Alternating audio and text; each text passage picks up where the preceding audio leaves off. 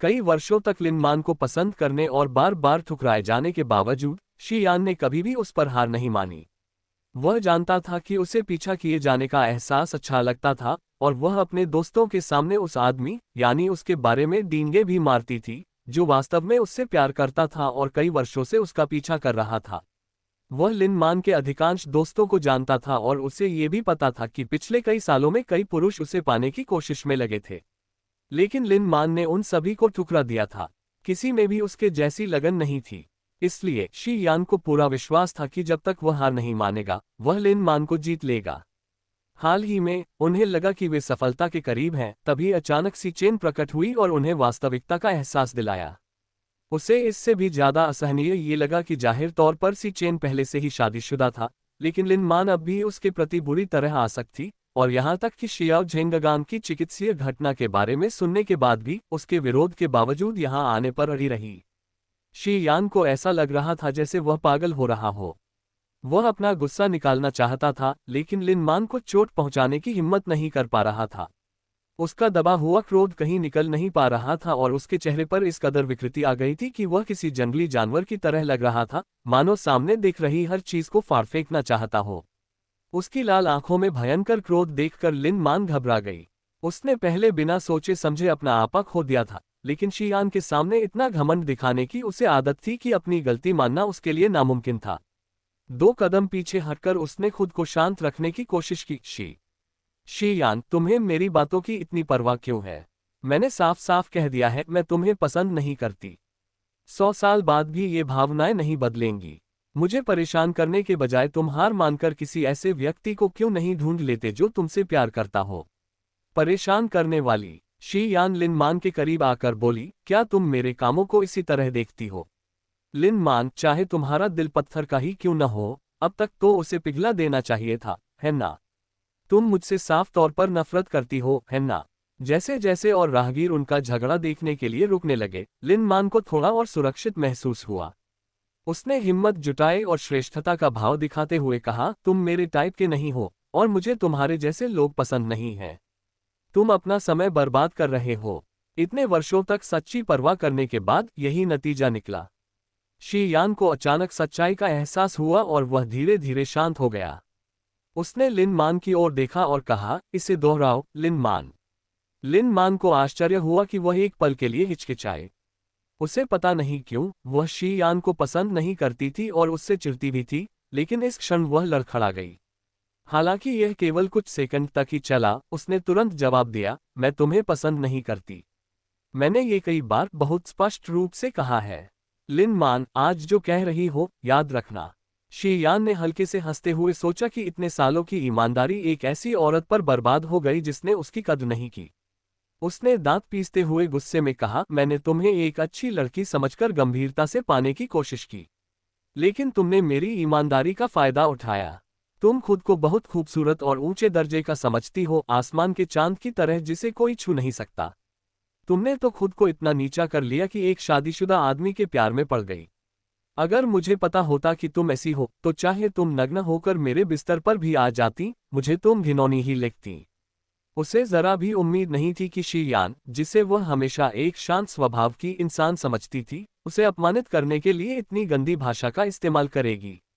आसपास के लोगों की हंसी और फुसफुसाहट के बीच लिन मान का चेहरा अपमान से लाल हो गया और वह चाहती थी कि काश वह हवा में गायब हो जाती।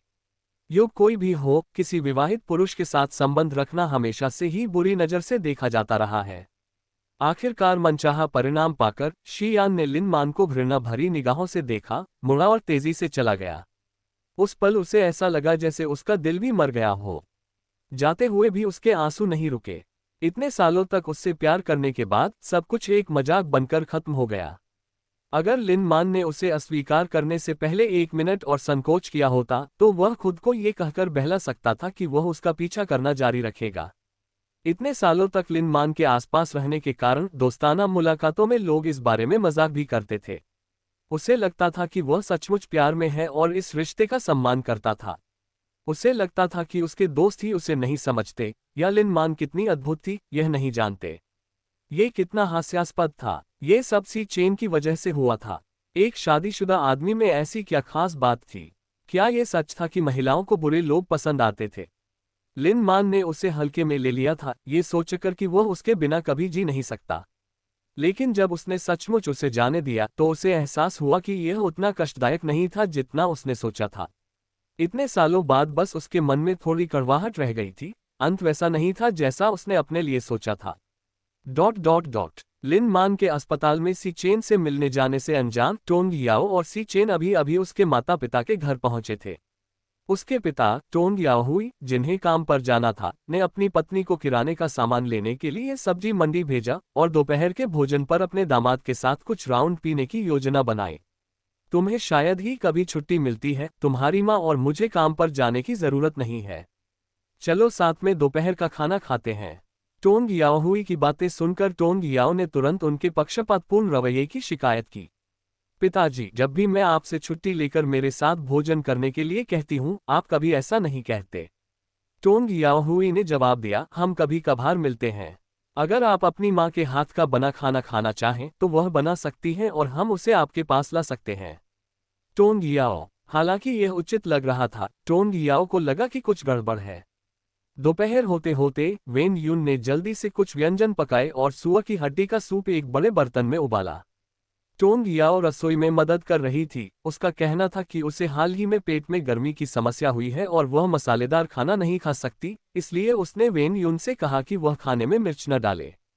वेन यून को कुछ शक नहीं हुआ और उसने धीरे से कहा, जब मैं तुमसे मसालेदार खाना कम खाने को कहती हूँ तो तुम अक्सर नहीं सुनती। गर्मी में तो आसानी से गर्मी बढ़ जाती है। टोंग याओ ने बड़े ही मनमोहक अंदाज में नखरे दिखाते हुए कहा, देखो अब मैं तुम्हारी बात मान रही हूँ। मैं तुमसे कह रही हूँ कि कम मिर्च का इस्तेमाल करो। वेन यून मुस्कुराए और 2 ताजे खीरे निकालते हुए बोली, इन्हें धोकर मसल दो। तुम्हारे पापा को शराब पीते समय ये पसंद आते हैं। टोंग याओ ने मौके का फायदा उठाते हुए वेन यून की बाह पकड़ ली और मीठी आवाज में कहा, माँ, आपको बाद में मेरी मदद करनी होगी। पापा और आचेन को शराब मत पीने देना।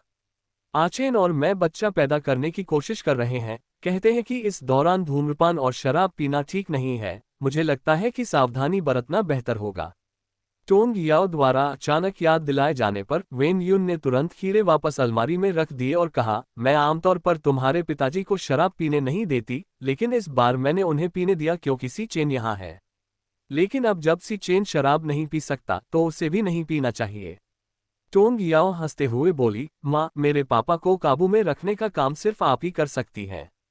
ऊपर से भले ही वो बॉस लगते हों, लेकिन असल में पर्दे के पीछे से सारे फैसले आप ही लेती हैं। बटर वेन यून ने मजाक में कहा, ठीक है, जाओ अपने पिताजी और सी चेन को बुलाओ और उनसे दोपहर के भोजन से पहले हाथ धोने के लिए कहो। ठीक है। टोंग याओ खुशी खुशी अध्ययन कक्ष की ओर दौड़ पड़ा। अपनी पत्नी और बेटी की मिलीभगत के बारे में अभी भी अनजान टोंग याओहुई दोपहर के भोजन से पहले अपनी लंबे समय से रखी हुई अच्छी शराब लेने गया। हालांकि जैसे ही उसने शराब निकाली, वेन यून ने आपत्ति जताई। तुम शराब किस लिए ले जा रहे हो?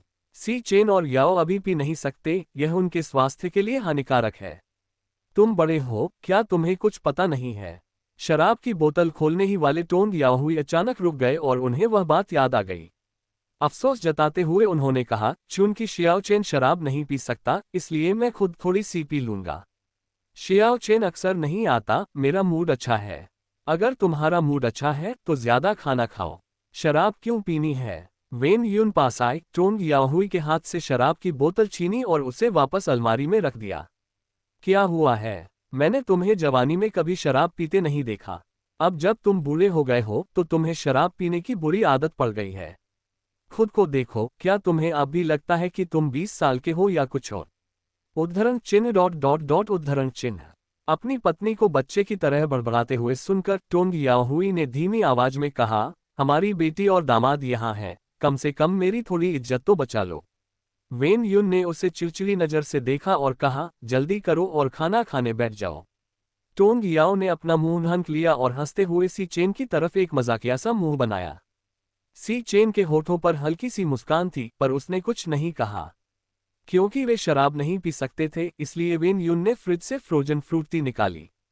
चारों लोग खाना खाते हुए खुशी खुशी बातें कर रहे थे, लेकिन जैसे ही वे आधा खाना खा चुके थे, उन्हें दरवाजे पर दस्तक सुनाई दी। जब वेन युन ने दरवाजा खोला और युआन कैजेन को अपने बच्चे के साथ प्रवेश द्वार पर खड़ा देखा तो उसने तुरंत उन्हें अंदर बुलाया। कैजेन, क्या तुमने खाना खा लिया? अंदर आओ और थोड़ा खा लो। शियाओ चेन और याओ याओ भी यहीं हैं। हालांकि वे एक ही परिसर में पड़ोसी थे, लेकिन दोनों परिवारों के बीच ज्यादा मेलजोल नहीं था। लेकिन अब चूंकि युआन कैजेन सी चेन की छोटी चाची थी, इसलिए वेन युन उनके प्रति बहुत उत्साहित थी। दूसरी ओर युआन कैजेन ने औपचारिकता नहीं बरती और अपने बच्चे के साथ अंदर आते हुए धीरे से हंसते हुए कहा, आंटी वेन, मेरे माता पिता घर पर नहीं हैं। मैंने सुना कि याओ याओ वापस आ गई है, इसलिए मैं उससे मिलने आई हूँ। हाँ, शियाओ चेन आज छुट्टी पर है, इसलिए ये युवा जोड़ा साथ आया है। वेन युन उन दोनों को खाने की मेज पर ले गई और उन्हें बिठाते हुए बोली, आप पहले यहाँ बैठ जाए, मैं कुछ कटोरे और चॉपस्टिक लाती हूँ। वेन युन द्वारा उनके लिए मेज सजाने के बाद उसने विशेष रूप से युआन कैजेन और उसके बच्चे के लिए तले हुए खीरे और अंडे का एक हिस्सा बनाया। टोंग याओ ने विनम्रतापूर्वक युआन कैजेन का अभिवादन करते हुए कहा, छोटी चाची, क्या शियाओहुई को अस्पताल से छुट्टी मिल गई है? उसने किया है। युआन कैजेन ने एक व्यंग्यात्मक मुस्कान दी, उसकी परेशानियां सचमुच अकथनीय थीं। ये देखकर कि कुछ गड़बड़ है, टोंग याओ ने आगे कुछ नहीं पूछा। दो और लोगों के शामिल होने से टोंग याओहुई पहले की तरह बकबक नहीं कर रहा था। खाना खत्म करने के बाद वह और सी चेन बातचीत करने के लिए अध्ययन कक्ष में चले गए। वेन युन बर्तनों को ठीक करने में व्यस्त हो गई, जबकि उसके पोते पोतियां बैठक में खेल रहे थे। इसी बीच टोंग याओ ने युआन कैजेन को सोफे पर खींच लिया और सहज लहजे में बातें करने लगा। छोटी चाची, आप परेशान लग रही हैं। क्या कुछ हुआ है? युआन कैजेन ने अपने होंठ सिकोड़ लिए। मन में बहुत सारी शिकायतें थीं, लेकिन समझ नहीं आ रहा था कि शुरुआत कहाँ से करें। थोड़ी देर बाद उसने धीरे से कहा, याओ याओ, मैं तुमसे कुछ नहीं छिपाऊंगी। मुझे शियाओहुई और सोंग यू बिल्कुल पसंद नहीं है। मैं बस चाहती हूँ कि वे मेरे घर से चले जाएं। लेकिन तुम्हारे चाचा उन्हें जाने नहीं दे रहे। चिढ़कर मैं अपने बच्चे को अपने माता पिता के घर वापस ले आई, लेकिन वहां भी वे घर पर नहीं थे। इससे पहले कि टोंग याओ कुछ कह पाती, उसने आगे कहा, मुझे पता है कि शियाओहुई का अभी अभी गर्भपात हुआ है और उसे देखभाल के लिए किसी की जरूरत है। मुझे इससे कोई आपत्ति नहीं है, लेकिन उसे मेरे साथ नौकरानी जैसा बर्ताव नहीं करना चाहिए। बिना किसी कारण के मुझ पर गुस्सा नहीं करना चाहिए। सच कहूं तो मुझे समझ नहीं आता कि तुम्हारे चाचा उसे ऐसा व्यवहार करने क्यों देते हैं। वह बहुत बदतमीज है। क्या किसी को उसे डांटना नहीं चाहिए? उसे कुछ अनुशासन नहीं सिखाना चाहिए? जैसा कि उम्मीद थी, सी शियाओहुई ही गड़बड़ खड़ी कर रही थी। टोंग याओ का अंदाजा बिल्कुल सही था। उसने भौहें चढ़ाकर कहा, उसे बढ़ावा मत दो। शियाओहुई एक आम गुंडा है जो सिर्फ कमजोरों को निशाना बनाती है। उसे दिखाओ कि घर की मालकिन तुम हो। युआन कैजेन ने अपनी झुंझलाहट जाहिर करते हुए कहा, मैं उसे ज्यादा लाड़ प्यार नहीं करना चाहती थी और उसका व्यवहार भी सुधर गया था। लेकिन फिर उसका गर्भपात हो गया। जब मैंने उसके प्रति ज्यादा सहानुभूति दिखाने की कोशिश की तो उसने मेरा फायदा उठाया। अगर खाना ज्यादा नमकीन नहीं होता था तो वह बिल्कुल सादा होता था। आज सुबह वह 10 बजे उठी और शिकायत करने लगी कि दलिया ठंडा है। उसने कटोरा और चम्मच फेंक दिया। उसने मेरी पीठ पीछे मेरी बेइज्जती की, मुझे घटिया औरत कहा। मुझे इतना गुस्सा आया कि मैंने उसे थप्पड़ मार दिया और तुम्हारे चाचा मुझसे नाराज हो गए। इस घटना के बारे में बात करते हुए उसने माफी मांगते हुए कहा, मैं मानती हूँ कि मुझे कभी भी अपना आपा खोकर किसी को नहीं मारना चाहिए था और मैंने शियाओहुई से माफी भी मांग ली है। लेकिन वह इसे भूलने को तैयार नहीं है। वह लगातार इस बात को बढ़ा चढ़ाकर पेश कर रही है। तुम्हारे चाचा को लगता है कि यह मेरी गलती है। वह मुझे शियाओहुई की बात न मानने और उसका ठीक से ख्याल न रखने के लिए दोषी ठहराते हैं। उनका कहना है कि वह कई सालों तक घर नहीं लौटे और शियाओहुई के ऋणी हैं और उम्मीद करते हैं कि मैं उन्हें समझ सकूं।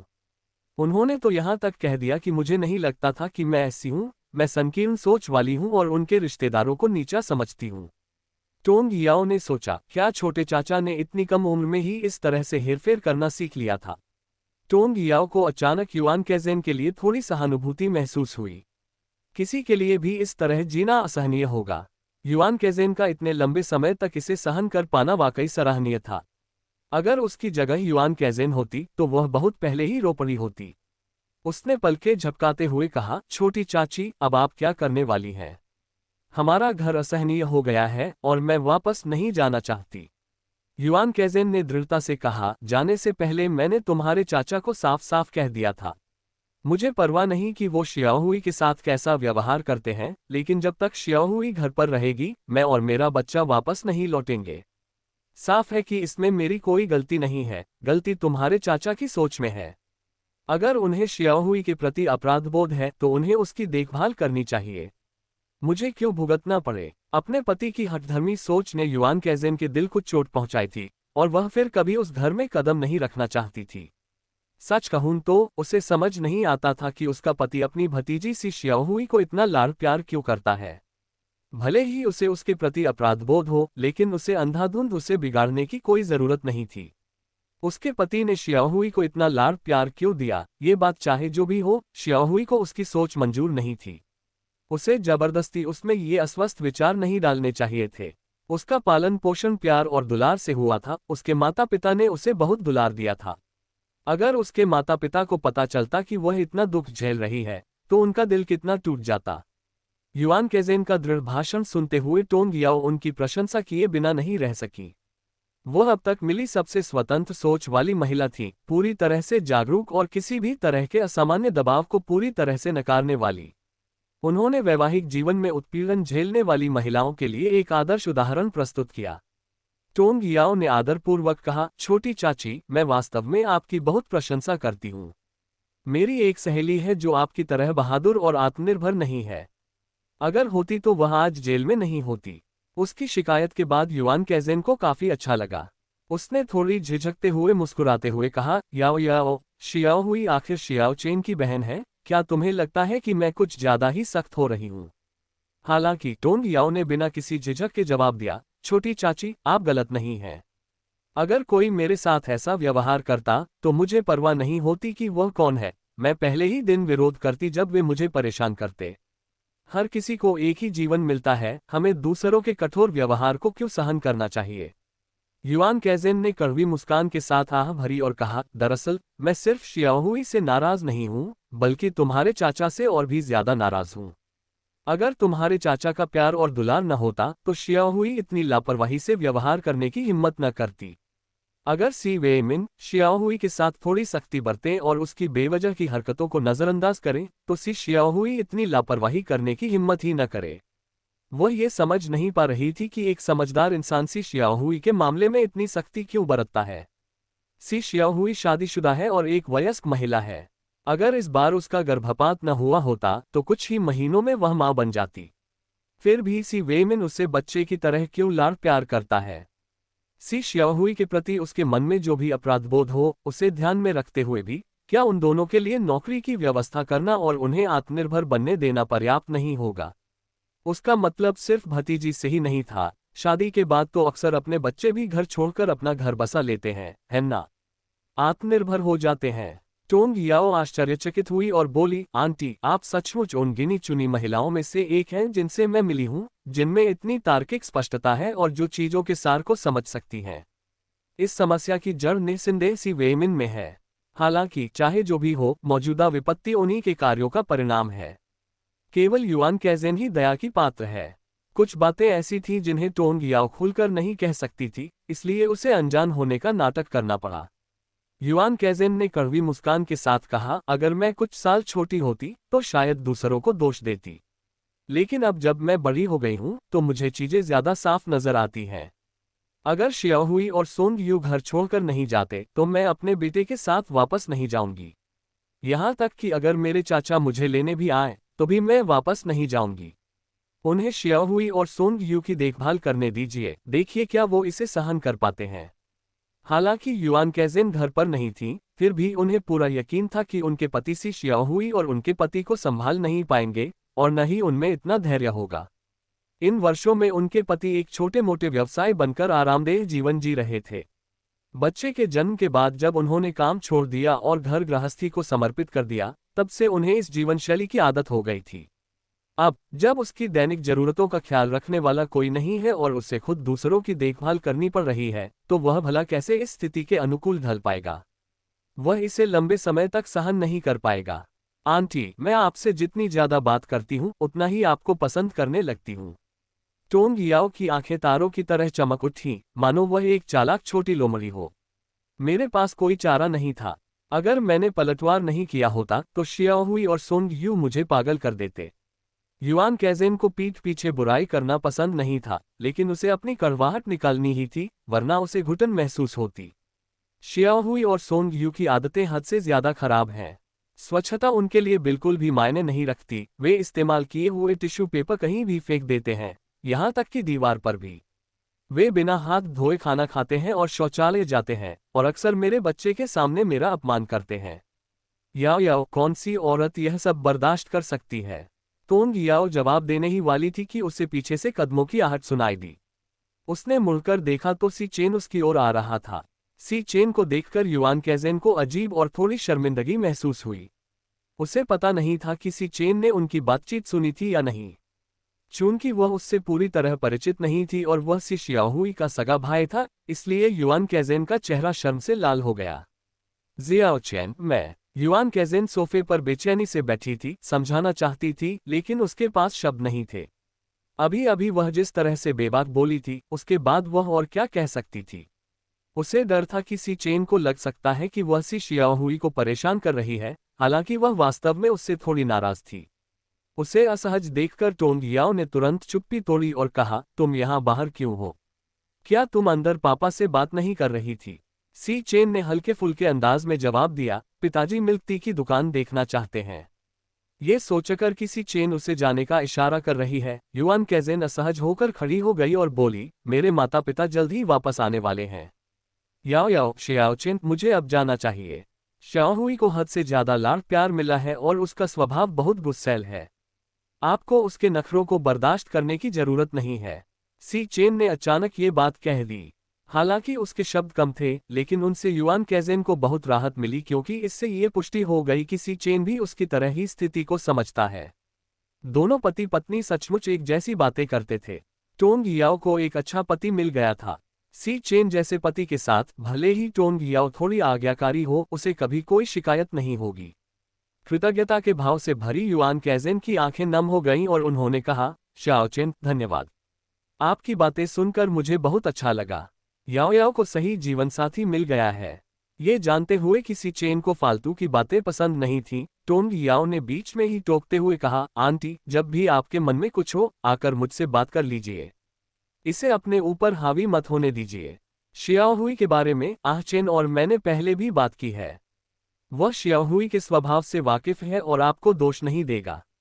युआन कैजेन ने कृतज्ञतापूर्वक सिर हिलाया, वह समझ गई थी कि उन दोनों को जाना ही होगा। वह उन्हें रोकना नहीं चाहती थी। उसने रसोई में वेन यून को अलविदा कहा और फिर अपने बच्चे को लेकर उसके माता पिता के घर लौट गई। अगर सी वेइमिन शियाओहुई को घर से बाहर नहीं भेजती तो वह वापस नहीं लौटेगी। ये सिर्फ कहने की बात नहीं थी, वह अब सी शियाओहुई के साथ एक ही छत के नीचे नहीं रह सकती। उसका बेटा बड़ा हो गया है और अब लड़के लड़कियों के बीच का फर्क समझ गया है, उसके लिए अब भी उसके साथ सोना ठीक नहीं है। उसने अपने पति की जानकारी के बिना इतने लंबे समय तक सी शियाओहुई की देखभाल करने के लिए बहुत प्रयास किए हैं। अब समय आ गया है कि वह स्वयं इसका अनुभव करे। टोंग याओ सही कह रही है, जिसे भी शियाओहुई पर दया आती है, वह उसकी देखभाल कर सकता है। लेकिन उन्हें दूसरों को नैतिक रूप से प्रभावित करने की कोशिश नहीं करनी चाहिए। आखिर शियाओहुई उसकी भतीजी तो नहीं है। तारांकन, मालकिन के घर पर न होने के कारण घर में केवल सी वेमिन और उसकी भतीजी का परिवार ही रह गया था। चूंकि सी शियाओहुई स्वास्थ्य लाभ कर रही थी और खाना बनाना नहीं जानती थी, और सोंगयू ने पहले कभी खाना नहीं बनाया था, इसलिए खाना बनाने का जिम्मा स्वाभाविक रूप से सी वेमिन पर आ गया, जिसने वर्षों से खाना नहीं बनाया था। नतीजा वही हुआ जिसकी उम्मीद की जा सकती थी। हालांकि खाना पूरी तरह से बेस्वाद तो नहीं था, लेकिन स्वादिष्ट तो बिल्कुल भी नहीं था। इस दौरान सी शियाओहुई का स्वाद थोड़ा बदल गया था। बेस्वाद खाना उसे निगलने में थोड़ा मुश्किल लग रहा था, इसलिए उसने कुछ ही निवाले लिए और गुस्से में चॉपस्टिक मेज पर पटककर शिकायत की कि खाना बहुत ही घटिया है। चाचा जी, मुझे आप ठीक होने की जरूरत है। मैं इसे कैसे खाऊंगा? क्या हम बाहर खाना नहीं खा सकते? आपने जो खाना बनाया है वह मैं बिल्कुल भी नहीं पचा पाऊंगा। सी वेइमिन ने भौहें चढ़ाईं, लेकिन अपना आपा नहीं खोया। उन्होंने धैर्यपूर्वक सलाह दी, मैंने कई सालों से खाना नहीं बनाया है, इसलिए मेरी पाक कला उतनी अच्छी नहीं है। कृपया इस भोजन के लिए थोड़ा धैर्य रखें। मैं आज शाम आपकी चाची को वापस ले आऊंगा। सोंग यू ने तुरंत कहा, शाओहुई, इतनी नखरे मत करो। मुझे लगता है कि चाचा ने जो खाना बनाया है वह काफी अच्छा है। सोंग यू काफी चिंतित था क्योंकि उन्होंने उसकी चाची को इतना नाराज कर दिया था कि वह घर छोड़कर चली गई थी। उसे सी शियाओहुई का व्यवहार दिन ब दिन अनुचित लगने लगा था, इतना कि उसे खुद भी इसे सहन करना मुश्किल हो रहा था। उसकी चाची घर की मुखिया थी और शियाओहुई का यह अभद्र व्यवहार उनके चाचा को नाराज कर सकता था। अगर वह गुस्सा होकर उन्हें घर से निकाल देते तो क्या होता। शियाओहुई तो मानो मुसीबत को न्योता दे रही थी। हालांकि उनके पास चाचा से मांगे गए पैसों में से कुछ बचे हुए थे, लेकिन कुल मिलाकर वह सिर्फ 100 युआन से थोड़ा ही अधिक था। क्योटो जैसे शहर में ये रकम ज्यादा दिन नहीं टिकती। सी शियाओहुई ने अपनी ठुड्डी ऊपर उठाई, सोंग यू की बातों को अनसुना करते हुए सी वेइमिन को नाराजगी से देखा और कहा, चाचा जी, मुझे आराम की जिंदगी का आधा दिन भी नहीं बीता है कि आप उसे वापस लाने की योजना बना रहे हैं। अगर उसे अपनी माँ के घर रहना अच्छा लगता है तो उसे रहने दीजिए। जब उसका मन भर जाएगा तो वह खुद ही वापस आ जाएगी। हमें उसके वापस आने से हंगामा करने और हर कुछ दिनों में अपनी माँ के पास भागने की जरूरत नहीं है। शाओहुई। सोंग यू इतना चिंतित था कि उसने लगभग सी शाओहुई का मुंह ढकने के लिए हाथ बढ़ा दिया। वह समझ नहीं पा रहा था कि सी शाओहुई इतनी बेपरवाह टिप्पणी कैसे कर सकता है। यह युआन कैजेन का घर है। हम उसे वापस आने से कैसे रोक सकते हैं। वे मेहमान होते हुए भी खुद को घर का मालिक कैसे मान सकते हैं। ली शहर में आपके चाचा के पास कुछ भी नहीं है। उन्होंने अपना व्यवसाय आपकी चाची के परिवार द्वारा दी गई नींव पर खड़ा किया है। अगर आपकी चाची नाराज हो गई तो न केवल हम बल्कि आपके चाचा को भी बाहर निकाला जा सकता है। मैंने जो कहा वो सच है। सी शियाओहुई, जो अभी भी मामले की गंभीरता से अनजान थी और सी वेइमिन के उसके प्रति स्नेह का फायदा उठाते हुए उकसाती रही, चाचा जी, आपके पास घर और पैसा है, आपको किसी चीज की कमी नहीं है। आप उसे क्यों बिगाड़ रहे हैं। महिलाओं को बिगाड़ना नहीं चाहिए। आपने अपनी पत्नी को इतना बिगाड़ दिया है कि वो आपका सिर फोड़ने वाली है। उसे देखिए, हर दिन घर पर कुछ नहीं करती, आपके पैसे कमाने का इंतजार करती है ताकि आप उसका पेट पाल सकें, और उसका गुस्सा असहनीय है। अगर हम अपने गांव में होते तो अब तक उसके पति उसे कई बार पीट चुके होते। युआन कैजेन ने इतना आरामदेह जीवन जिया है कि जब भी वह उठती है तो शरारत खड़ी कर देती है। अब जब आपके चाचा सक्षम हैं, तो अगर वह पत्नी ढूंढना चाहें तो तलाक के बाद भी उन्हें एक जवान और खूबसूरत पत्नी मिल सकती है। युआन कैजेन में ऐसी क्या खास बात है। पहली बार सी वेइमिन ने गंभीरता से सी शियाओहुई के पालन पोषण के बारे में बात की और सख्त लहजे में कहा, शियाओहुई, वह तुम्हारी चाची हैं। कृपया उनके साथ विनम्रता से पेश आओ। कैजेन का स्वभाव अच्छा है। जब तक तुम उनके साथ विनम्रता से पेश आओगी, वह भी तुम्हारे साथ अच्छा व्यवहार करेगी। सी वेइमिन अपनी पत्नी के स्वभाव से भली भांति परिचित थे। उनकी पत्नी कोई तर्कहीन महिला नहीं थी। वे जानते थे कि सी शियाओहुई जानबूझकर उनके लिए मुश्किलें खड़ी कर रही थी, लेकिन उन्हें लगता था कि सी शियाओहुई के प्रति उनका कर्तव्य है और वे नहीं चाहते थे कि उन्हें बुरा लगे। वह भविष्य में सी शियाओहुई के लिए एक छोटा व्यवसाय शुरू करने की सोच रहा था जिससे उनके परिवार का भरण पोषण हो सके, और फिर उन्हें अलग रहने के लिए घर छोड़ने की योजना बना रहा था। उसने सोचा था कि इससे सी शियाओहुई के साथ उसके संबंध भी बेहतर होंगे, लेकिन उसने यह नहीं सोचा था कि चीजें इस तरह से घटित होंगी। मुझे उसकी अच्छाई की क्या जरूरत है। सी शियाओहुई ने प्यार से कहा, चाचा जी, मुझे पता है आप मुझसे सबसे ज्यादा प्यार करते हैं। उसे वापस मत लाइए। उसे कुछ दिनों के लिए उसके मायके में रहने दीजिए और मुझे कुछ दिनों के लिए शांति से आराम करने दीजिए। उसके यहाँ होने से मुझे ऐसा लगता है जैसे मैं किसी और के घर में मेहमान हूँ। मैं बिल्कुल भी खुश नहीं हूँ। अचानक सी वेइमिन के चेहरे पर मौजूद सख्त भाव तुरंत गायब हो गया, खासकर जब उसने किसी और के घर में रहना शब्द सुना तो उसका चेहरा अपराधबोध से भर गया। इस जगह को अपना घर समझो। मेरा घर तुम्हारा घर है। तुम्हें कभी ऐसा महसूस नहीं होना चाहिए कि तुम किसी और के घर में रह रहे हो। आजकल अपनी सेहत का ख्याल रखना। तुम्हारी चाची के लिए भी कुछ दिन अपने मायके में आराम करना अच्छा रहेगा। मुझे खाना बनाना नहीं आता, अगर तुम्हें कुछ खाने का मन हो तो सोंग यू को भेज देना। धन्यवाद अंकल, मुझे पता था कि आप ही मुझसे सबसे ज्यादा प्यार करते हैं। सी शियाओहुई तुरंत मुस्कुरा उठी और फिर से प्यार से बोली, अंकल, मेरे पास अभी ज्यादा पैसे नहीं हैं। मैं कुछ कपड़े खरीदना चाहती हूँ। ये सुनकर सी वेइमिन ने अपनी जेब से 300 युआन निकाले और मेज पर रख दिए। पहले इस पैसे का इस्तेमाल कर लो। अगर यह काफी ना हो तो वापस आकर मुझसे और मांग लेना।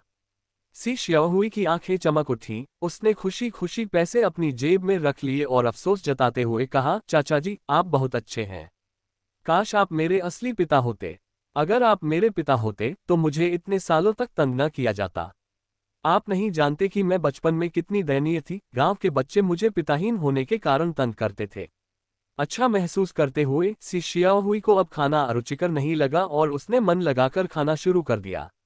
मुझे कहना पड़ेगा, सी श्याओहुई को सी वेइमिन को बहलाना बखूबी आता था। कुछ सरल वाक्यों ने सीधे सी वेइमिन की कमजोरी पर वार किया। उसका कंधा 2 बार ऊपर उठा और वह हकलाते हुए बोला, अगर तुम चाहो तो मुझे पापा कह सकती हो। जैसे ही ये शब्द उसके मुंह से निकले, सी वेइमिन को एहसास हुआ कि उसने जल्दबाजी में ये बात कह दी थी।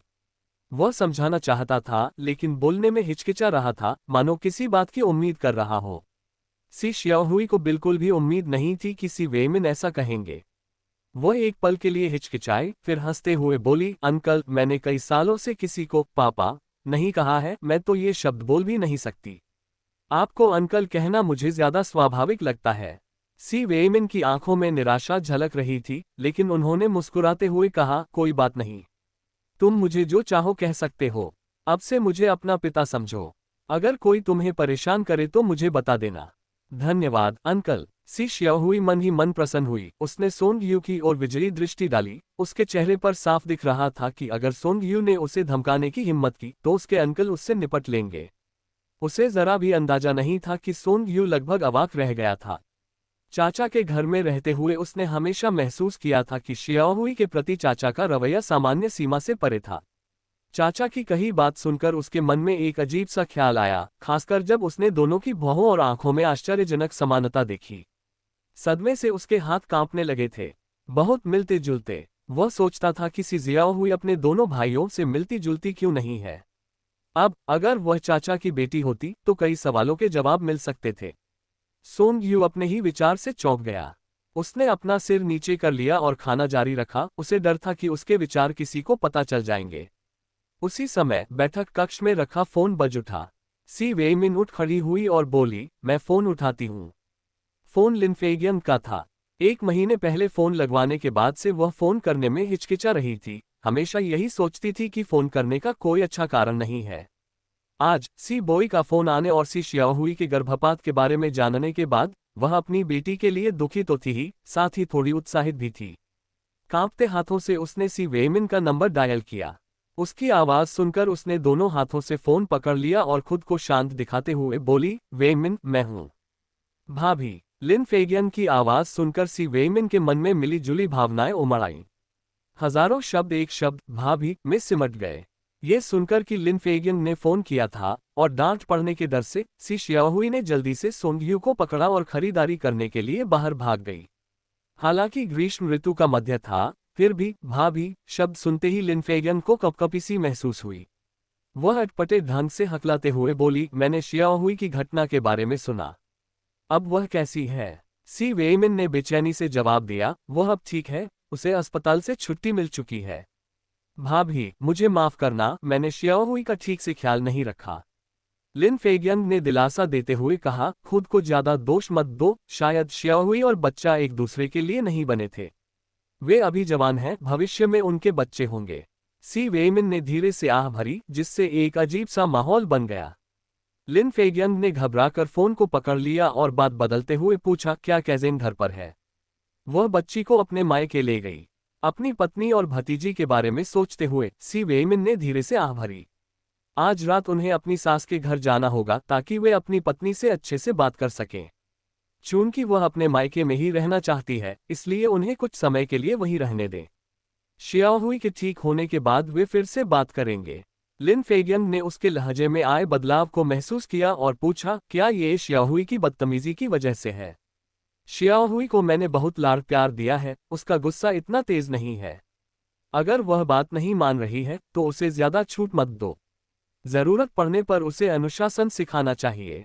नहीं, सी वेइमिन ने आश्वस्त करते हुए कहा, भाभी चिंता मत कीजिए, श्याओहुई यहाँ बहुत आज्ञाकारी है। तो फिर तुम इतने उदास क्यों हो?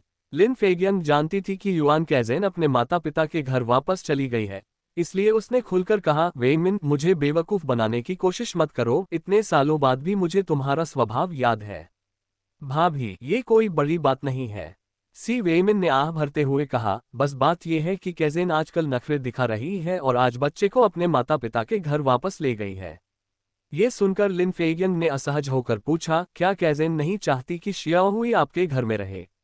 शियाओहुई इतने लंबे समय से आपके घर में रह रही है, ये काफी असुविधाजनक होगा। क्या आप सोंग यू को नौकरी दिलाने में मदद करके उन्हें कहीं और भेज सकते हैं?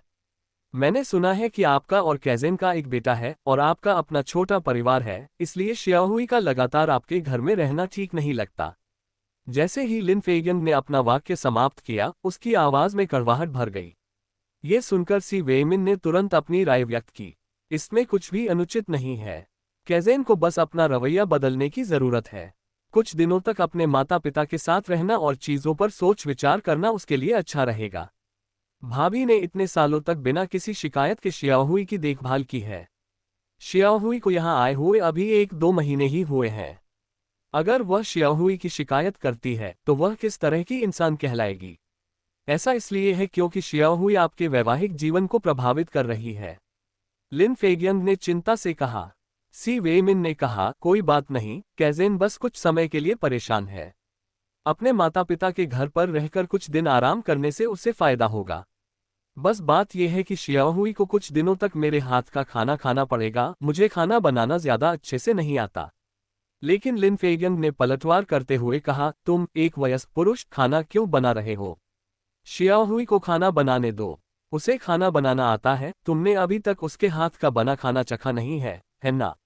ये जानते हुए कि भाभी अभी भी ग्रामीण सोच रखती है और मानती है कि गर्भपात के बाद थोड़ा आराम करना कोई बड़ी बात नहीं है, सी वेइमिन ने बहस नहीं की, बल्कि धीरे से उन्हें याद दिलाया, शियाओहुई को स्वस्थ होने पर ध्यान देना चाहिए। कहीं ऐसा न हो कि इसका असर उसके जीवन भर के स्वास्थ्य पर पड़े। फिर भी लिन फेगियन ने सी वेइमिन के शब्दों का निहितार्थ गलत समझा और अपना लहजा बदलकर व्यंग्यात्मक ढंग से कहा, तुम्हारे द्वारा शियाओहुई की देखभाल करने से मुझे तसल्ली मिली है। तुम बड़े शहर में काफी समय से रह रही हो, मुझसे कहीं ज्यादा जानती हो। मैं बहुत लंबे समय से ग्रामीण इलाके में रह रही हूँ, मेरी सोच पुरानी हो गई है, मैं समय के साथ नहीं चल सकती और शियाओहुई की अच्छी तरह देखभाल नहीं कर सकती। सी वेइमिन ने तुरंत कहा, भाभी, मेरा मतलब वो नहीं था, गलत मत समझिए। इतने सालों में आपने शियाओहुई का बहुत अच्छे से ख्याल रखा है और ये मैं ही हूँ। मेरी ही गलती है कि मैं अपनी जिम्मेदारी निभाने में नाकाम रही, जिसकी वजह से आप सबको इतने सालों तक तकलीफ झेलनी पड़ी। ये सुनकर लिन फेगियन के दिल में एक टीस उठी और वह बोले बिना नहीं रह सकी, हालांकि अतीत में मैंने अकेले ही 3 बच्चों की परवरिश की, लेकिन मुझे कभी बोझ महसूस नहीं हुआ। बस अब जब मैं अतीत को याद करती हूँ तो थोड़ा अजीब लगता है। अगर मैं इतनी जिद्दी न होती और किसी साथी को चुन लेती तो बुढ़ापे में इतनी अकेली न होती। उसकी बातें सुनकर सी वेइमिन ने अनसुना करने का नाटक किया और एक दर्शक की तरह दूर से सलाह दी, गांव में उन कुछ एकड़ जमीन पर खेती करने की कोई जरूरत नहीं है, तुम्हें बोई या आचिन के साथ ही रहना चाहिए। अब अकेले गांव में मत रहो, शहर में रहने से यात्रा करना आसान हो जाता है। अगर तुम्हें कोई उपयुक्त साथी मिल जाए तो तुम साथी ढूंढने के बारे में सोच सकती हो, मुझे विश्वास है आचिन को कोई आपत्ति नहीं होगी। ये सुनकर कि सी वेइमिन ने जानबूझकर उसकी बातों को नजरअंदाज किया, उनके रिश्ते को एक सामान्य भतीजे और चाची के रिश्ते में बदल दिया, मानो उसे अतीत की कोई याद ही न हो, लिन फेगियन को बहुत दुख हुआ। वह अजीब सी आवाज में बोले बिना नहीं रह सकी, अगर आपने यह बात न उठाई होती तो मैंने इस बारे में इस तरह नहीं सोचा था। अगर आपको अपनी तरफ से कोई उपयुक्त व्यक्ति दिखे तो कृपया मेरे लिए भी ध्यान रखना। मुझे कोई खास पसंद नापसंद नहीं है, बस उन्हें मेरी उम्र 3 बच्चों को जन्म देने और ग्रामीण महिला होने से कोई आपत्ति न हो। मैं कपड़े धो सकती हूँ और खाना बना सकती हूँ।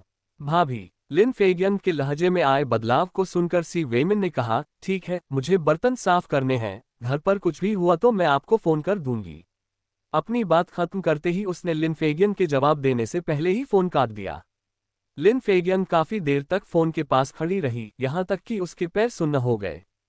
फिर वह उठी और सी वेइमिन की कही बातों के बारे में सोचने लगी, उसे बहुत बेचैनी हो रही थी।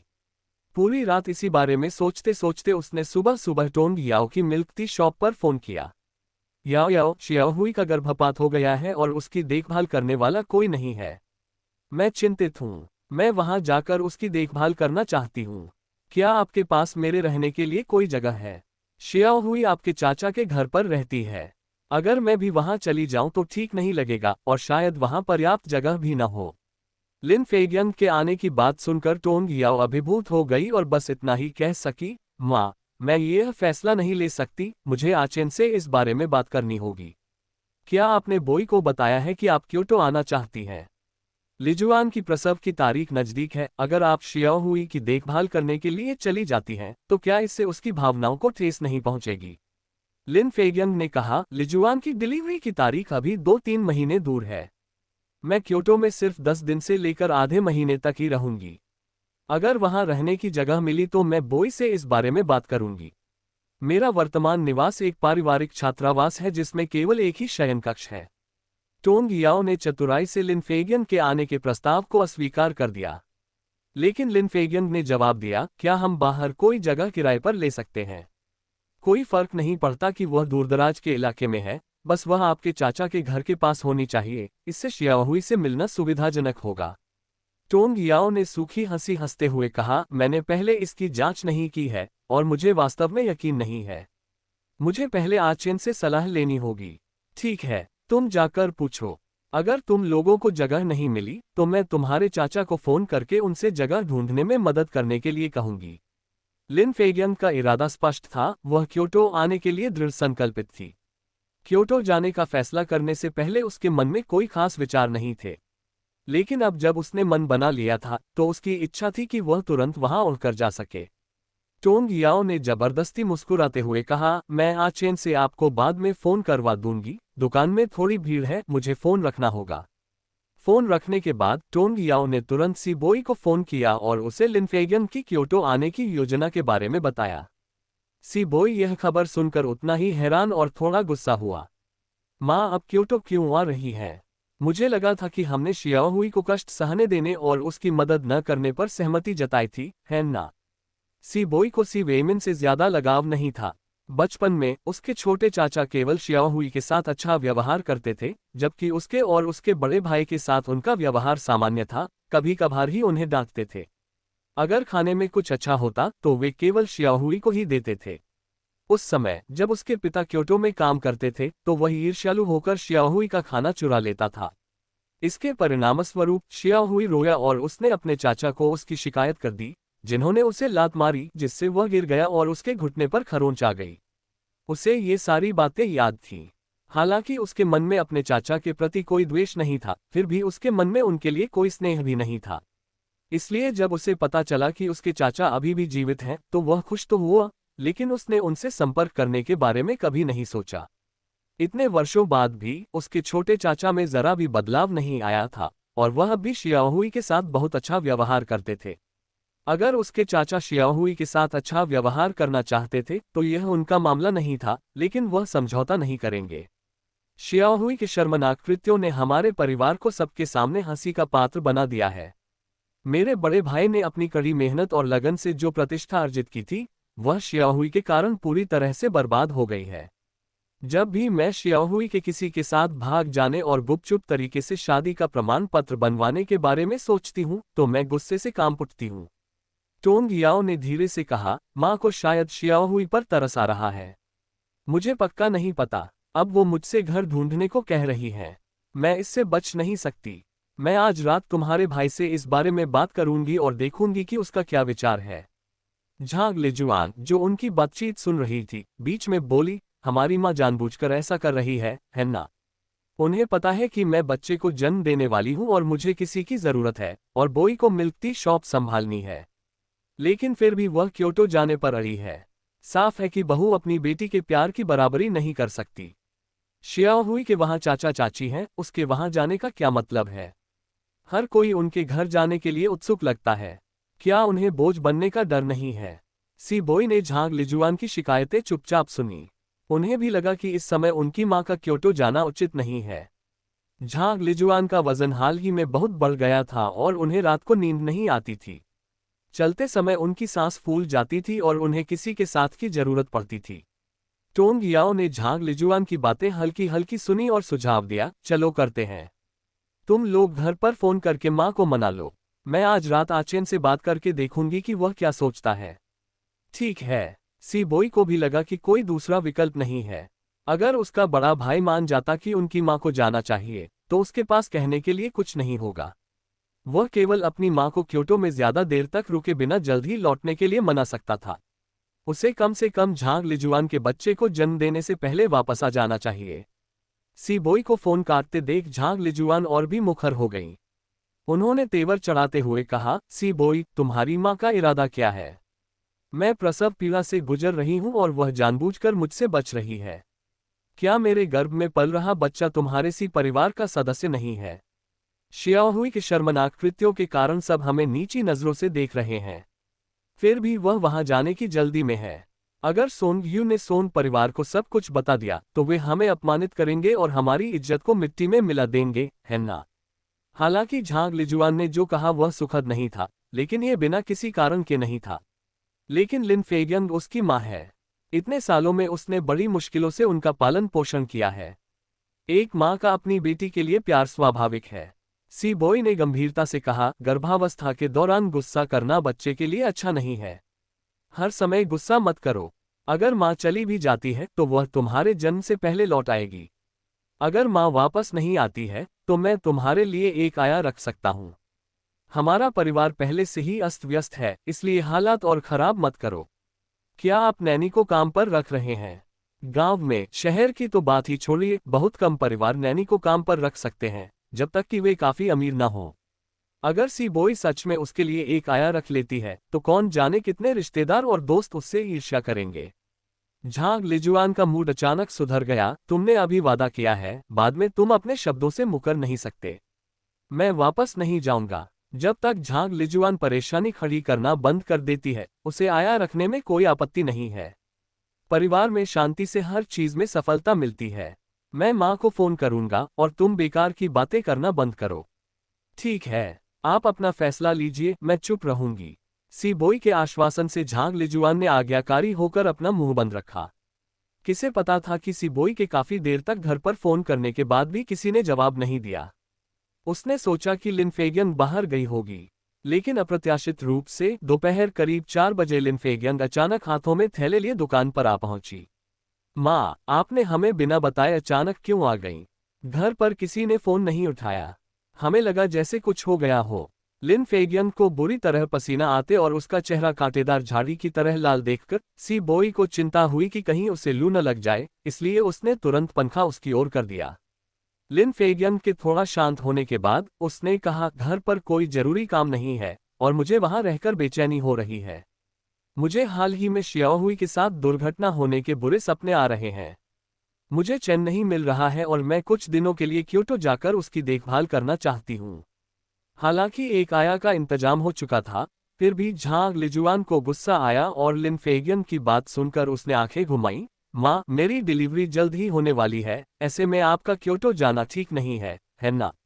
इसके अलावा शियाओहुई ने जो किया वह बहुत शर्मनाक था। अगर हमारा परिवार उसके पीछे पड़ेगा तो इससे लोगों को गपशप करने का और मौका मिलेगा। तुम फिर से बकवास क्यों कर रही हो?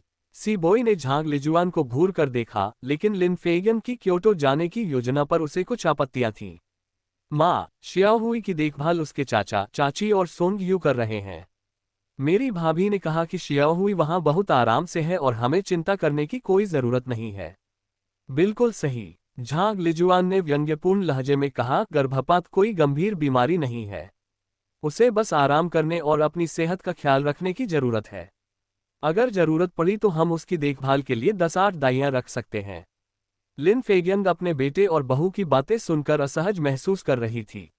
उसे लगा कि झांग लिजुआन का शियाओहुई की परवाह किए बिना ये बातें कहना ठीक था, लेकिन उसका बेटा इतना निर्दयी कैसे हो सकता है?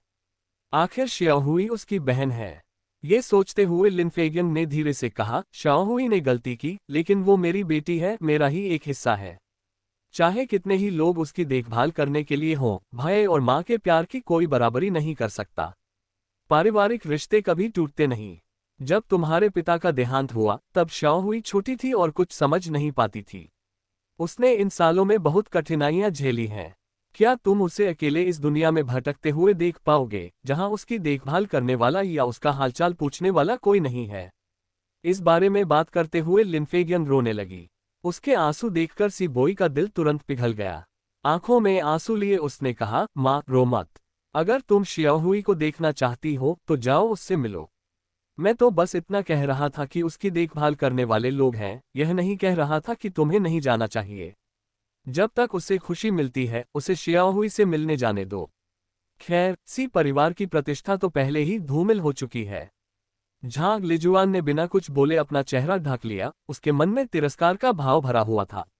उसकी राय में लिन फेगियन की क्योटो जाने की इच्छा का उसकी बेटी से मिलने की चाहत से कोई लेना देना नहीं था। चेन जिनलान ने बचपन से ही सी परिवार के मामलों के बारे में सुना था। हालांकि हाल के वर्षों में किसी ने इसका जिक्र नहीं किया था, लेकिन इसका मतलब यह नहीं था कि सब भूल गए थे। कुछ समय पहले जब उन्हें छोटे चाचा के बारे में पता चला तो चेन जिनलान ने लिन फेगियन और सी वेइमिन के अतीत का जिक्र फिर से कर दिया। उसने जो कुछ भी कहा वह सुखद नहीं था। कहते हैं कि शियाओहुई और सी वेइमिन में इतनी समानता है मानो दोनों को एक ही सांचे से तराशा गया हो। भले ही वे बिल्कुल एक जैसे न दिखते हों, लेकिन उनमें एक उल्लेखनीय समानता है। इस बात का निहितार्थ सभी को स्पष्ट रूप से समझ आता है। महज इसलिए कि युवा पीढ़ी को ये बात पता नहीं है, इसका मतलब यह नहीं है कि पुरानी पीढ़ी इसे भूल गई है। लिन फेगियन अपने पुराने रोमांस को फिर से जगाना चाहती थी। देखते रहिए, जल्द ही वह उदास चेहरे के साथ लौट आएगी। छोटे चाचा ने जिस पत्नी को ढूंढा है वह क्योटो की रहने वाली है, सुंदर, जवान और पढ़ी लिखी है। लिन फेगियन तो उसके जूतों के फीते बांधने के भी लायक नहीं है। वह अपने पति को वापस पाना चाहती है, लेकिन ऐसा करने से उसे सार्वजनिक अपमान ही सहना पड़ेगा। लिन फेगियन ने देखा कि झांग लिजुआन उससे जिस तरह से देख रही थी उसमें कुछ गड़बड़ थी, जिससे उसे अपराधबोध हुआ। उसने अपने आंसू पोंछे और अपने बेटे से कहा, तुम कल सुबह की बस में मेरे लिए एक सीट बुक करा दो। मैं यहीं रुककर तुम्हारी मदद करूंगी। उद्धरण चिन्ह ... उद्धरण चिन्ह। सी बोई को अचानक पछतावा हुआ। उसके बड़े भाई ने अभी तक कोई जवाब नहीं दिया है, उसने इतनी जल्दबाजी में सहमति क्यों दे दी। लिन फेगियन का आंसुओं से भीगा चेहरा देखकर सी बोई को डर लगा कि कहीं वह फिर से रोने न लगे। उसे हिम्मत जुटाकर बस का टिकट खरीदने जाना पड़ा। ट्रेन का टिकट खरीदने के बाद सी बोई तुरंत टोंग याओ को सूचित करना चाहता था, लेकिन फोन का जवाब झो लेई ने दिया, जिसने उसे बताया कि टोंग याओ शाखा स्टोर पर गई है। सी बोई बेहद चिंतित और असहाय महसूस कर रहा था और मन ही मन सोच रहा था, अगर मेरी माँ अचानक क्योटो में आ जाए तो क्या इससे मेरे भाई और उसकी पत्नी को झटका नहीं लगेगा। इसके अलावा उनकी माँ बहुत कम यात्रा करती थी, क्योटो में एक अजनबी थी और अशिक्षित भी थी। अगर वह रास्ता भटक गई तो क्या होगा। स्थिति को लेकर चिंतित सी बोई ने उस रात फिर से दुकान पर फोन किया, लेकिन फिर भी वह टोंग याओ से संपर्क नहीं कर पाया। उसकी चिंता एक जलती हुई आग की तरह थी जिसने उसे चैन से सोने नहीं दिया। उसी समय टोंग याओ इस बात से अनभिज्ञ थी कि लिन फेगियन ने पहले ही टिकट खरीद लिया था और वह बिस्तर पर बैठी सी चेन से लिन फेगियन की सी शियाओहुई की देखभाल करने की इच्छा के बारे में चर्चा कर रही थी। उसने अपनी राय व्यक्त नहीं की और सी चेन के विचार सुनना चाहती थी। मुझे लगता है कि माँ को पता चला कि शियाओहुई घर चली गई है, इसलिए वह यहाँ उसकी देखभाल करना चाहती है। वह चाहती है कि हम उसके लिए एक घर ढूंढें जो शियाओहुई के घर के पास हो। मुझे लगता है कि वह इस बात पर काफी अड़ी हुई थी। मैंने तुरंत हाँ नहीं कहा, मैंने उनसे कहा कि मैं पहले आपसे सलाह लूंगी। लिन फेगियन के आने की इच्छा सुनकर सी चेन का चेहरा उतर गया और उसने कहा, कल घर पर फोन करके उसे बता देना कि अगर वह शियाओहुई की देखभाल करना चाहती है तो हम शियाओहुई को उसके पास वापस भेज देंगे। टोंग याओ ने गौर किया कि जब भी लिन फेगियन का जिक्र होता सी चेन का रवैया ठंडा पड़ जाता था। उसने पलके झपकाते हुए पूछा, क्या तुम्हारा मतलब है कि तुम नहीं चाहते कि माँ आए। सी चेन ने कहा, शियाओहुई के घर में पहले से ही काफी अफरा तफरी मची हुई है, वह यहाँ किस लिए आ रही है। टोंग याओ ने सिर हिलाते हुए कहा, तो मैं उसे कल फोन करूंगी, लेकिन मैं ये गारंटी नहीं दे सकती कि मैं उसे रोक पाऊंगी। वह आज काफी दृढ़ निश्चयी लग रही थी और मुझे लगता है कि वह सचमुच आना चाहती है। कोई बात नहीं, आप पहले उसे फोन कर लीजिए, मैं कल रात काम के बाद उसे वापस फोन कर दूंगा। सी चेन की आंखों में एक जटिल भावना झलक रही थी जिसमें थोड़ी सी ठंडक का भी एहसास था। टोंग याओ ने उसकी पीठ पर लगे घाव को ध्यान से देखा और चिंता जताते हुए पूछा, क्या तुम्हारे घाव में अभी भी दर्द हो रहा है? और शियाओ झेंगुओ के साथ सब कैसा चल रहा है? अब दर्द नहीं हो रहा है? सी चेन ने अपने बालों को सहलाते हुए धीरे से कहा, शाओ झेंगरुओ ने जानबूझकर किसी को चोट पहुंचाई है और उसे सजा मिलनी चाहिए। उसकी पत्नी का आज अंतिम संस्कार हो गया। अगले कुछ दिनों में अस्पताल में कुछ हलचल हो सकती है, इसलिए बेहतर होगा कि आप मुझसे मिलने न आए। सी चेन को अपनी चिंता नहीं थी, बल्कि इस बात की चिंता थी कि कहीं दूसरों को ये पता न चल जाए कि टोंग याओ उसकी पत्नी है और इससे उसे परेशानी हो सकती है। मां की मौत और पिता के जेल में होने के कारण जियाओ ज़ेंगरुओ के बच्चों का अस्पताल आकर हंगामा करना स्वाभाविक था। टोंग याओ ने सिर हिलाते हुए कहा, तो सावधान रहना। जियाओ मिंग की आंख की सर्जरी के लिए सहमति पत्र पर हस्ताक्षर करने से इनकार करने से तो यही लगता है कि वह काफी अड़ियल इंसान है। सी चेन ने सिर हिलाते हुए कहा, तुम पहले सो जाओ, मैं थोड़ी देर और पढ़ूंगा। स्नातकोत्तर प्रवेश परीक्षा नजदीक आ रही थी, इसलिए टोंग याओ उसे परेशान नहीं करना चाहती थी। हाल ही में वह दुकान में काफी व्यस्त थी और थकी हुई थी, इसलिए लेटते ही कुछ ही मिनटों में उसे नींद आ गई। जब उसकी सांसें सामान्य हो गईं, तो सी चेन ने पंखा उसकी ओर कर दिया और उसे कंबल ओढ़ा दिया। कंबल ओढ़े और पंखा चलते रहने से टोंग याओ को आराम महसूस हुआ और नींद में ही उसने संतुष्टि भरी आह भरी। अच्छी नींद के बाद जब टोंग याओ अगली सुबह उठी तो सी चेन पहले ही काम पर जा चुका था। उसने दुकान की सफाई की। मेज पर झोउ लेई का एक नोट पड़ा था जिसमें लिखा था कि सी बोई ने उससे कई बार संपर्क करने की कोशिश की थी। ये जानकर उसने तुरंत उसे वापस कॉल किया। भाभी, अच्छा हुआ आपने आखिरकार मेरा फोन उठा लिया, मैं बहुत चिंतित था। फोन उठाने वाले सी बोई ने आखिरकार राहत की सांस ली, फिर जैसे उसने कुछ गलत कर दिया हो वैसे ही हिचकिचाते हुए कहा, भाभी, हमारी माँ क्योटो के लिए ट्रेन से रवाना हो गई हैं। वह कल दोपहर दुकान पर आई थी और क्योटो जाने की बात कही थी। मैंने उन्हें न जाने के लिए मनाने की कोशिश की, लेकिन वह रोने लगी। मुझे बहुत बुरा लगा, इसलिए मैंने उनके लिए ट्रेन का टिकट खरीद लिया। वह आज सुबह ट्रेन में चढ़ गईं। दरअसल रेलवे स्टेशन जाते समय सी बोई ने लिन फेगियन को न जाने के लिए मनाने की कोशिश भी की। हालांकि लिन फेगियन ने सी बोई को उसकी करुणाहीनता के लिए फटकार लगाई, उस पर सी शियाओहुई के प्रति कोई स्नेह न होने का आरोप लगाया और उसे निर्दयी पुत्र कहा। उसने उसे बेदखल करने की धमकी तक दे दी थी। सी बोई के पास कोई विकल्प नहीं था और उसने अनिच्छा से लिन फेगियन को ट्रेन में बिठाया। उद्धरण चिन्ह। लिन फेगियन के आने की खबर सुनकर टोंग याओ के होंठ फड़क उठे। उसने व्यंग्यात्मक लहजे में कहा, माँ को तो हलचल मचाना बखूबी आता है। वो इतनी बूढ़ी है पर अब भी एक जवान लड़की की तरह बर्ताव करती है। प्यार में डूबी एक युवती की तरह वो इसके लिए हजारों मील का सफर तय कर लेंगी। ऐसा नहीं है कि टोंग याओ को इस बात की जानकारी नहीं थी कि लिन फेगियन का सी शियाओहुई की देखभाल करने के लिए क्योटो आना सिर्फ एक बहाना था। उसका असली इरादा सी शियाओहुई के पिता से मिलना था। सी शियाओहुई के पिता उसे कितना प्यार करते थे, ये जानते हुए वे दोनों के जटिल रिश्ते से वाकिफ थे। ये नाजायज संबंध शायद उसके ससुर की मौत का कारण हो सकता है। इसीलिए सी चेन लिन फेगियन के प्रति इतना ठंडा व्यवहार करता था। सी बोई अपने एकाग्रचित स्वभाव के कारण टोंग याओ के शब्दों में छिपे संकेतों को समझ नहीं पाया। उसने मन ही मन सोचा, पता नहीं हमारी माँ को आजकल क्या हो गया है। अब जब जीवन बेहतर हो गया है तो वह बदल गई लगती है। उनका स्वभाव अजीब हो गया है और उनका गुस्सा बढ़ता जा रहा है। लिन फेगियन अतीत में शायद ही कभी अपना आपा खोती थी। वह बातचीत करती थी और कभी रोने का सहारा नहीं लेती थी। टोंग याओ ने कहा, शायद वह रजोनिवृत्ति से गुजर रही है। मुझे कुछ काम है, इसलिए मैं अब फोन रख रही हूँ। मुझे दोपहर में माँ को लेने जाना है। फोन रखने के बाद टोंग याओ दुकान में बैठकर हिसाब किताब करने लगी। कुछ ही देर बाद डेंग वेनवेन दुकान में आए।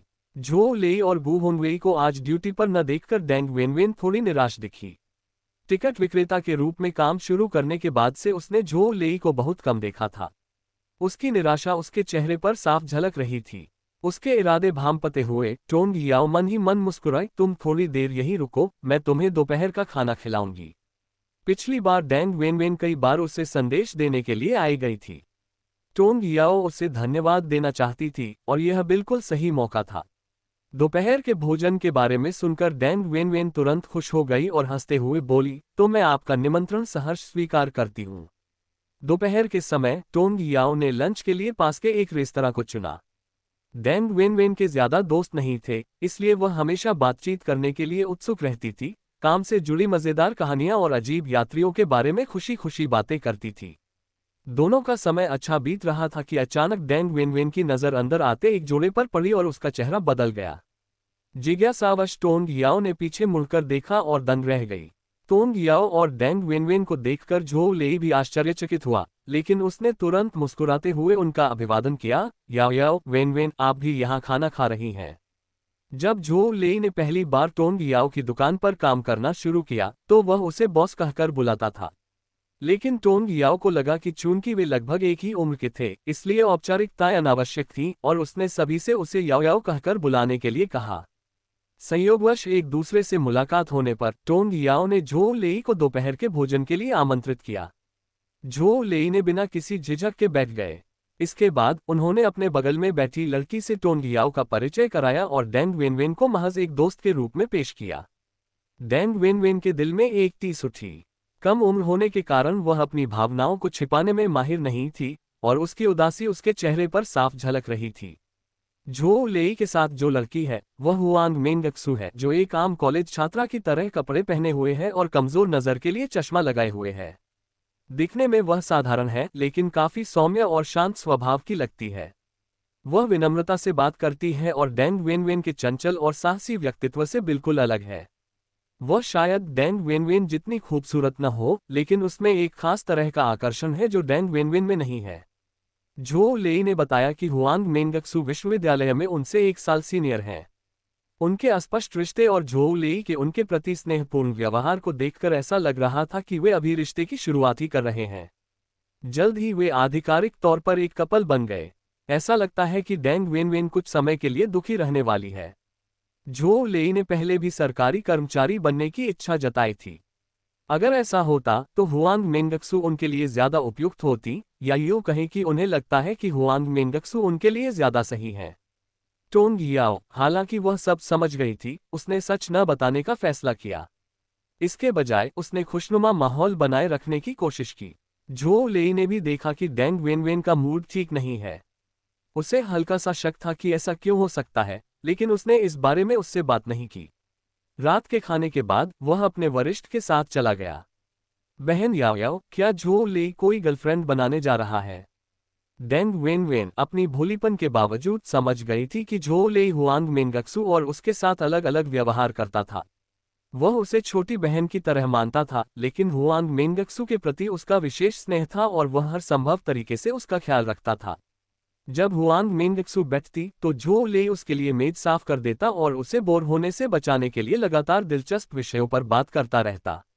हालांकि जब वह डेंग वेनवेन के साथ होता तो वह हमेशा एक बड़े भाई की तरह व्यवहार करता, उसे उपदेश देता और उसका मार्गदर्शन करता। यह अंतर इतना स्पष्ट था कि यह आसानी से पता चल जाता था कि वह किसे पसंद करता था। टोंग याओ ने सीधे सीधे कहा, संभवतः उन्हें लगता है कि हुआंग मेंगक्सु उनके लिए अधिक उपयुक्त है।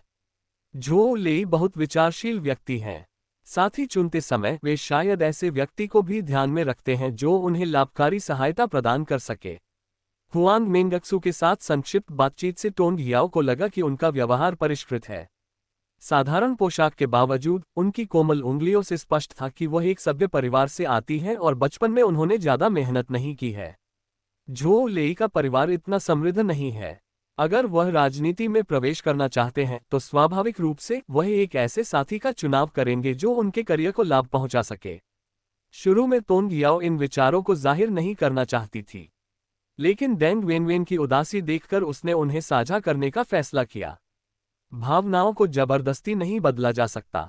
डेंग वेनवेन अभी युवा है, उसे अंततः सही व्यक्ति मिल ही जाएगा। इस बात को जल्दी समझ लेना उसके लिए शायद बुरा नहीं होगा। केवल 18 या 19 वर्ष की डेंग वेनवेन को टोंग याओ की बातों को पूरी तरह समझने में कठिनाई हो रही थी। निराश डेंग वेनवेन ने गलत अनुमान लगाया कि झोउ लेई अपने जैसी क्षमताओं वाली साथी की तलाश कर रहा था। उसने पूछा, अगर मैंने ठीक से पढ़ाई की होती और विश्वविद्यालय में दाखिला लिया होता तो क्या लेई मुझे भी चुनता? टोंग याओ ने दिलासा देते हुए धीरे से सिर हिलाया और जवाब दिया, मुझे नहीं पता, लेकिन आपको इस बारे में ज्यादा नहीं सोचना चाहिए। अभी लंबा सफर तय करना है और कई लोगों से मिलना है। कौन जाने, कुछ महीनों बाद शायद आपको लगे कि झोउ लेई आपके लिए उपयुक्त नहीं है। लेकिन मुझे अभी बहुत दुख हो रहा है। आंखों में आंसू भरते हुए डेंग वेनवेन ने उदास स्वर में उत्तर दिया, बहन याओ याओ, मुझे भोजन कराने के लिए धन्यवाद। मैं अब वापस जा रही हूँ। वो खुशी खुशी आई थी, लेकिन निराश होकर चली गई। आने में उत्साह, जाने में निराशा वाली कहावत उस पर बिल्कुल सटीक बैठती थी। उसे इन बातों पर विचार करने के लिए समय चाहिए था। आगे बढ़ो, टोंग याओ ने उसे नहीं रोका। दिल के मामलों में दूसरों को दखल नहीं देना चाहिए। डेंग वेनवेन और झो लेई ने कभी डेट नहीं की थी, वे केवल एक दूसरे में दिलचस्पी दिखा रहे थे। हालांकि जैसे जैसे डेंग वेनवेन परिपक्व होती जाएगी, उसे आगे बढ़ने में ज्यादा समय नहीं लगेगा। आखिरकार डेंग वेनवेन के लिए झो लेई को जानना कोई बुरी बात नहीं थी। कम से कम झो लेई ने डेंग वेनवेन को बदलने में कामयाबी हासिल की और किशोरावस्था के विद्रोह से उबरने में उसकी मदद की। लेकिन इस समय टोंग याओ, जो अभी भी दूसरों की भावनात्मक समस्याओं को संभाल रही थी, इस बात से बिल्कुल अनजान थी कि कोई उसके घर में घुसपैठ कर रहा है। शी यान की डांट से परेशान लिन मान कुछ दिनों से संयमित व्यवहार कर रही थी। वह जानती थी कि परिवार को तोड़ना अनैतिक है और उसे ये भी पता था कि सी चेन उसकी चचेरी बहन का पति है। फिर भी वह सी चेन के बारे में लगातार सोचने से खुद को रोक नहीं पा रही थी। कुछ दिनों तक इन विचारों से जूझने के बाद उसने सी चेन से मिलने का फैसला किया। इसे एक सामान्य मुलाकात दिखाने के लिए उसने जानबूझकर एक मरीज होने का नाटक करते हुए उसके क्लिनिक का दौरा करना चुना। वार्ड के दरवाजे पर पहुंचकर लिन मान ने गहरी सांस ली और अंदर चली गई। सी चेन एक मरीज को कुछ दवाओं के इस्तेमाल के बारे में निर्देश दे रहा था। लिन मान लालच भरी निगाहों से सी चेन को देखती रही। उसकी नजरों में सी चेन स्वर्ग से भेजा गया कोई देवदूत लग रहा था। उसका पूरा व्यक्तित्व एक चकाचौंध भरी आभा बिखेर रहा था। उसकी हर हरकत उसके दिल को छू रही थी। अगर किंग शहर में रहते हुए उसने उसे संकट में फंसे राजकुमार के रूप में देखा था, तो अब वह एक महान और शक्तिशाली राजा जैसा लग रहा था। लिन मान के भीतर उत्साह की लहर दौड़ गई। उसने सोचा कि अगर वह सी चेन से नहीं मिल पाई, तो शायद उसे अपने जीवन में उसके जैसा कोई पुरुष कभी ना मिले। अब आपकी बारी है। यूं ही खड़े मत रहिए, हम सब लाइन में इंतजार कर रहे हैं। Someone behind her suddenly gave Lin Man a nudge, jolting her back to reality. She hastily approached Si Chen, momentarily forgetting to act surprised. As she placed her medical records on the table, Si Chen coldly questioned her. What's troubling you? My back hurts. The situation was not proceeding as Lin Man had imagined, causing her to feel somewhat flustered. Still maintaining his focused stare on the medical records, Si Chen continued to inquire, where does it hurt? A bit out of her element, Lin Man randomly responded, my lumbar vertebrae.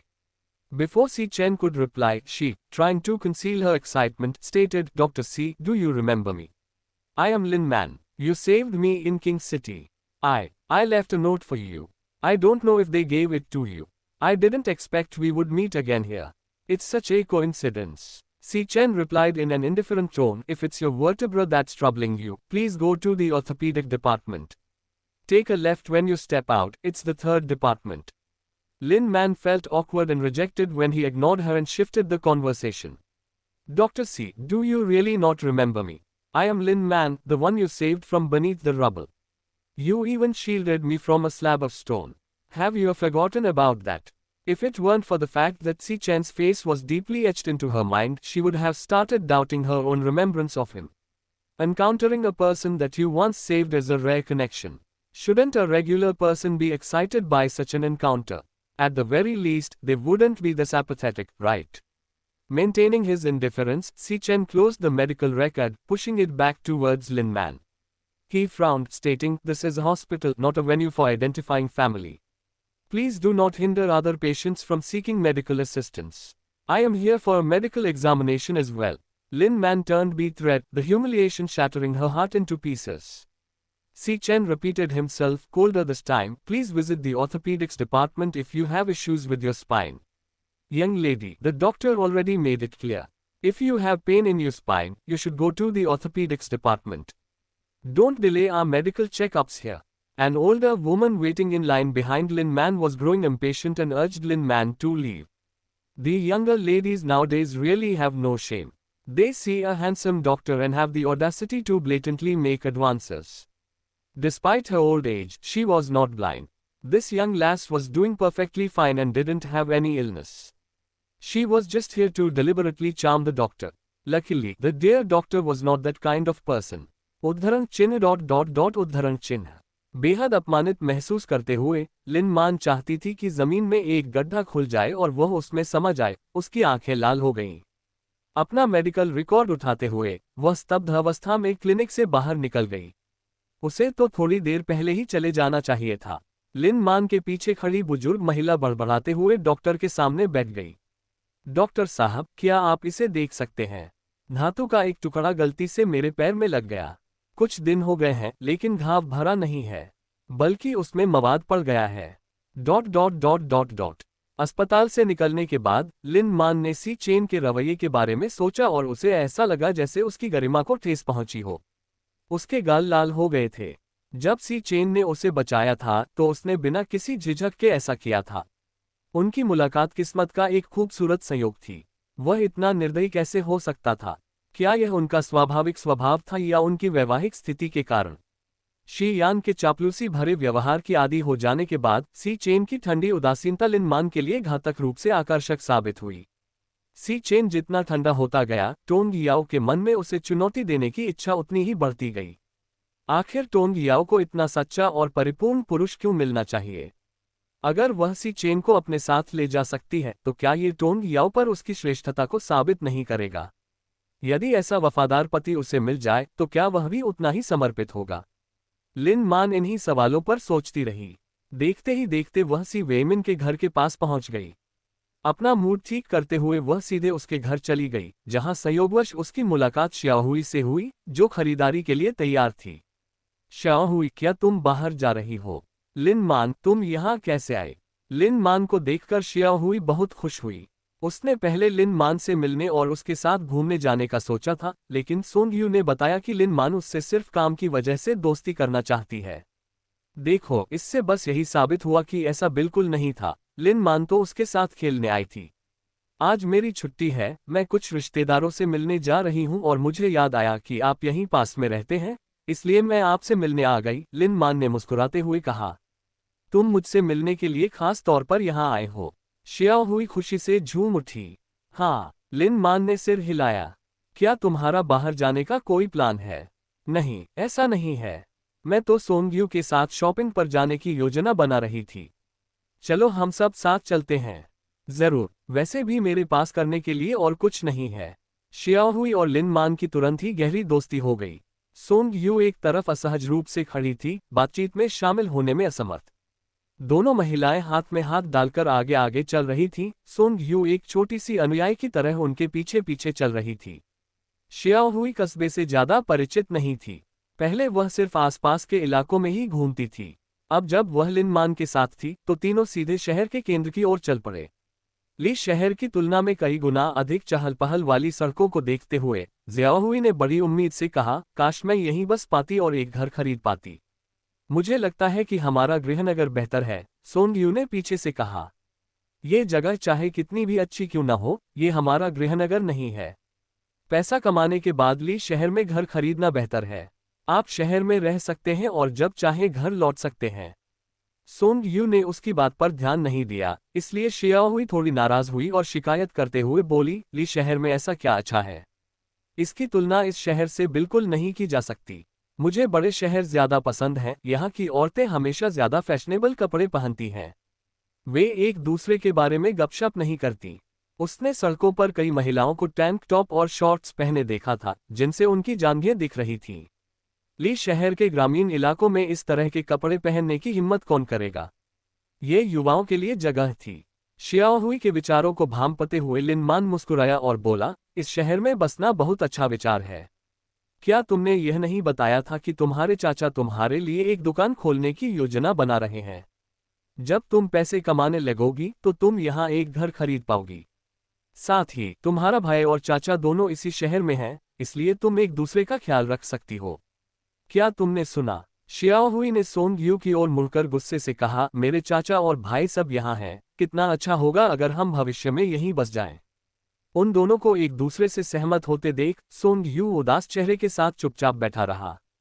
इस शहर में घर खरीदना इतना आसान कैसे हो सकता है? यहाँ मकानों की कीमत इतनी ज्यादा थी कि वह सपने में भी नहीं सोच सकता था। चाहे वह खुद को बेच भी दे, वह इसे खरीद नहीं सकता था। श्याओहुई बहुत भोली थी। तीनों जल्दी से एक लॉन्ड्री स्टोर पर पहुंचे। शियाओहुई को अंदर क्या है ये जानने की उत्सुकता हुई और वह लिन मान को अपने साथ स्टोर के अंदर खींच ले गई, जिससे सोंग यू का चेहरा पके हुए झींगे की तरह लाल हो गया। वह झट से स्टोर से बाहर निकल आया और प्रवेश द्वार पर उनका इंतजार करने लगा। शियाओहुई ने दुकान में तरह तरह की अधोवस्त्रों को देखा, उसका चेहरा शर्म से लाल हो गया और उसने शर्मिंदा होकर कहा, ये सब चीजें यहाँ क्या बिक रही हैं? ये छोटा सा कपड़ा पहनने पर कुछ भी नहीं ढक पाता। इन्हें पहनने वाली औरतें जरूर बेशर्म होंगी। ये सब महिलाओं के अंतरंग वस्त्र हैं जिन्हें वे अपने शरीर से सटाकर पहनती हैं। शियाओहुई, तुमने इन्हें पहले कभी नहीं पहना। लिन मान की आश्चर्यचकित निगाहें शियाओहुई की छाती पर टिक गईं। शियाओहुई का चेहरा और भी लाल हो गया, उसने अनजाने में अपनी छाती को ढांक लिया। सभ्य परिवारों में भला कौन ऐसी चीजें पहनेगा? पहनने पर तो ये कुछ भी नहीं ढकती, इसे पहनने का क्या फायदा? इन पर लगे दाम सस्ते नहीं थे। एक अंडरवियर की कीमत में ग्रामीण इलाकों में कई फीट कपड़ा खरीदा जा सकता था। इतना पैसा खर्च करके इन्हें खरीदना मूर्खता होगी। लिन मान ने अजीब निगाहों से शियाओहुई को देखा और सवाल किया, शियाओहुई, तुम्हारी भाभी की एक मिल्क टी की दुकान है और वह काफी अमीर है ना? क्या उन्होंने ये तुम्हारे लिए नहीं खरीदे हैं? जांच पड़ताल किए जाने पर शियाओहुई को थोड़ा अपराधबोध हुआ। उसे अचानक लगा कि लिन मान की नजरों में वह पुरानी सोच वाली हो गई है और उसने गुस्से में टोन गियाओ को दोषी ठहराया। मेरी भाभी पैसे कमाती तो है, लेकिन मुझे खर्च करने के लिए एक पैसा भी नहीं देती और मेरा भाई भी उनकी बात सुनता है। वे मेरे चाचा की तरह मेरे प्रति अच्छे नहीं हैं। शियाओहुई, तुम्हारी भाभी तो हद ही कर देती है। लिन मान ने एक ब्रा उठाए, शियाओहुई के कान में कुछ फुसफुसाया और फिर शियाओहुई को धक्का देकर फिटिंग रूम में ले गई। दोनों कुछ देर तक फिटिंग रूम में मस्ती करते रहे। लिन मान ने शियाओहुई को अंडरवियर बदलने में मदद की। पहले तो शियाओहुई को शर्म आई, लेकिन अंडरवियर पहनने के बाद वह पूरी तरह से हैरान रह गई। आईने में देखते ही उसका दिल जोर से धड़कने लगा। ये तो कमाल है ना? इसमें कोई हैरानी की बात नहीं कि शहरी लड़कियां हमेशा इतनी खूबसूरत और भरी पूरी दिखती हैं। मुझे लगा था कि ऐसा इसलिए है क्योंकि वे अच्छा खाना खाती हैं, लेकिन पता चला कि ऐसा इसलिए है क्योंकि वे अच्छे कपड़े पहनती हैं।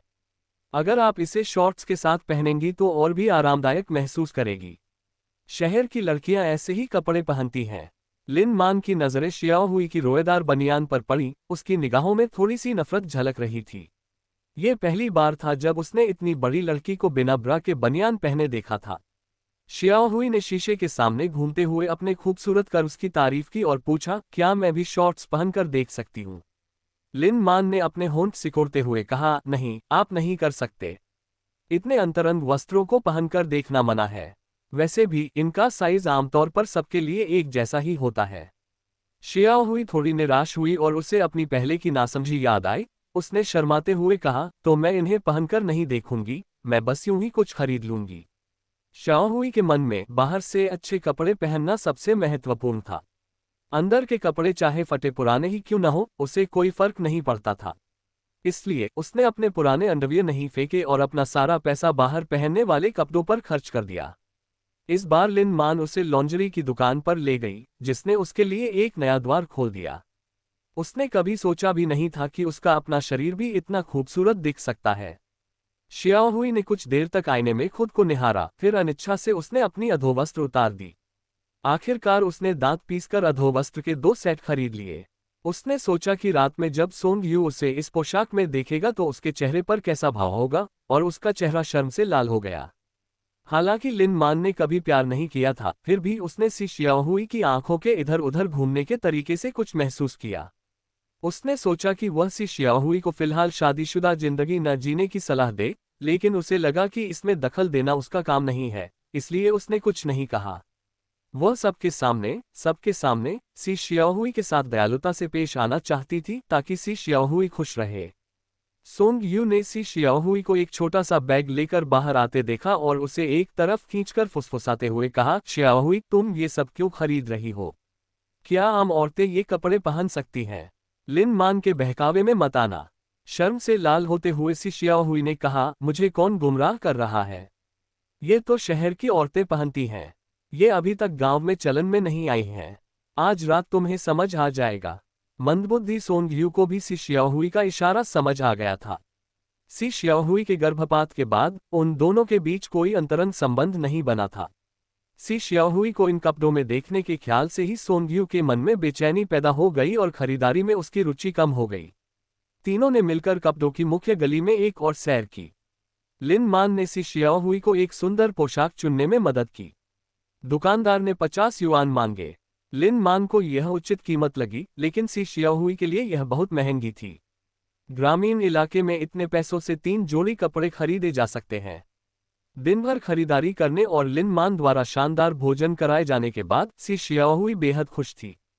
कितनी अच्छी बहन है, उसने उत्साह से कहा और अपनी मां के प्रति दिखाए गए स्नेह से भी अधिक स्नेह प्रदर्शित किया।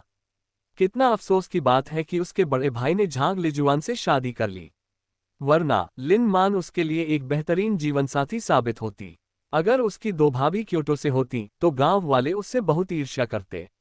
इससे क्योटो में लिन मान और सोंगयू का जीवन भी आसान हो जाता।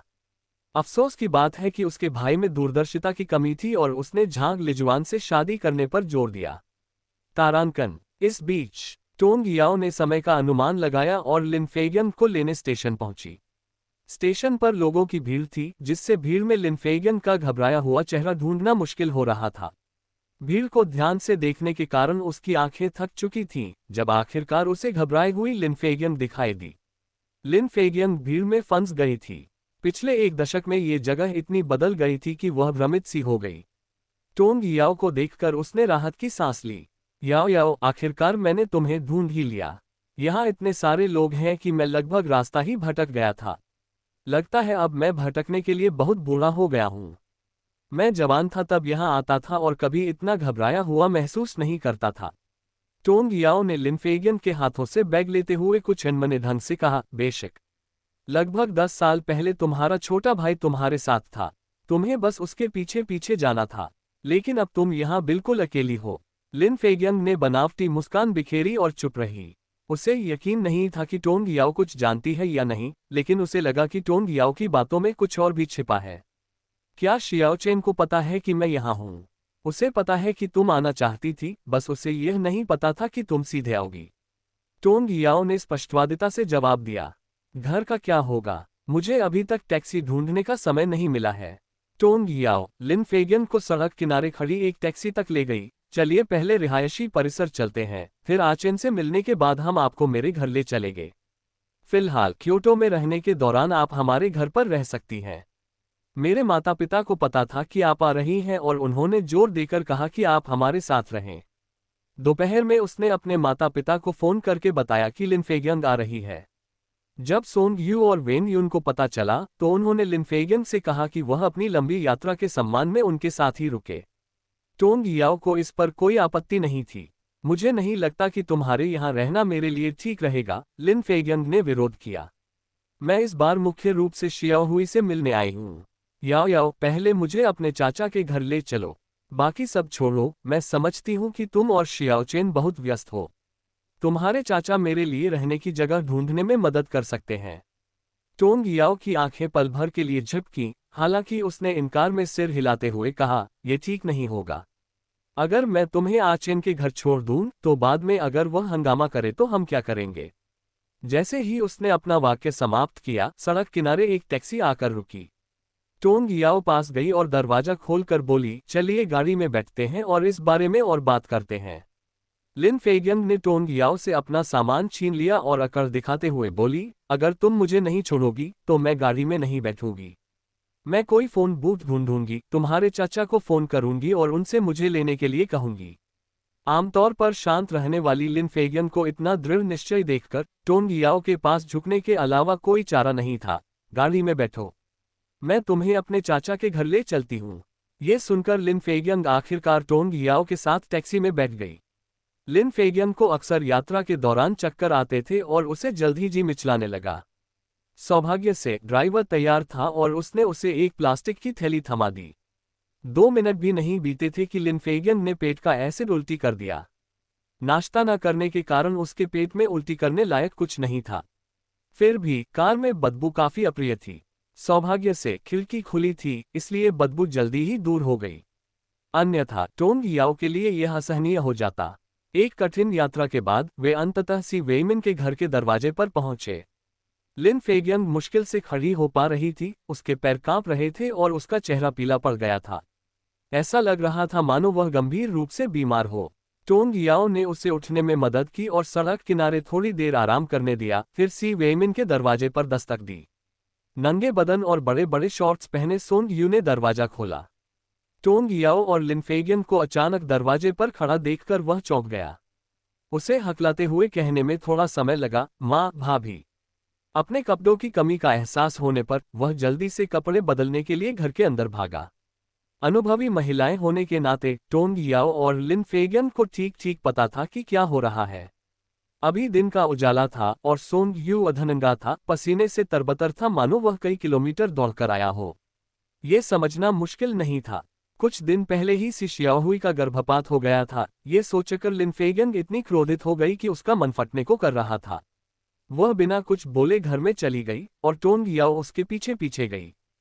हॉल में पहुंचते ही सी शियाओहुई और सोंग यू घबराकर कमरे से बाहर भागे। सोंग यू की तुलना में सी शियाओहुई की हालत भी कुछ बेहतर नहीं थी। उसके बाल गीले थे और चेहरा लाल हो गया था। माँ, आप यहाँ क्यों हैं? सी शियाओहुई इतनी दोषी और डरी हुई थी कि वह लिन फेगियन और टोंग याओ की निगाहों में देखने की हिम्मत नहीं कर पा रही थी। तुम कितनी लापरवाह लड़की हो! गुस्से से आग बबूला होकर लिन फेगियन ने सी शियाओहुई को पकड़ा और उसे आंगन में ले गई। उसने उंगली से सी शियाओहुई के माथे पर गुदगुदी करते हुए धीमी आवाज में कहा, गर्भपात हुए अभी कुछ ही दिन हुए हैं, क्या तुम्हें मरने की इच्छा है? इस तरह का व्यवहार प्रसवोत्तर रोग का कारण बन सकता है। माँ, आप क्या कह रही हैं? मैंने सोंग यू के साथ कुछ नहीं किया। शर्मिंदा होकर सी शियाओहुई ने आरोप से इनकार किया।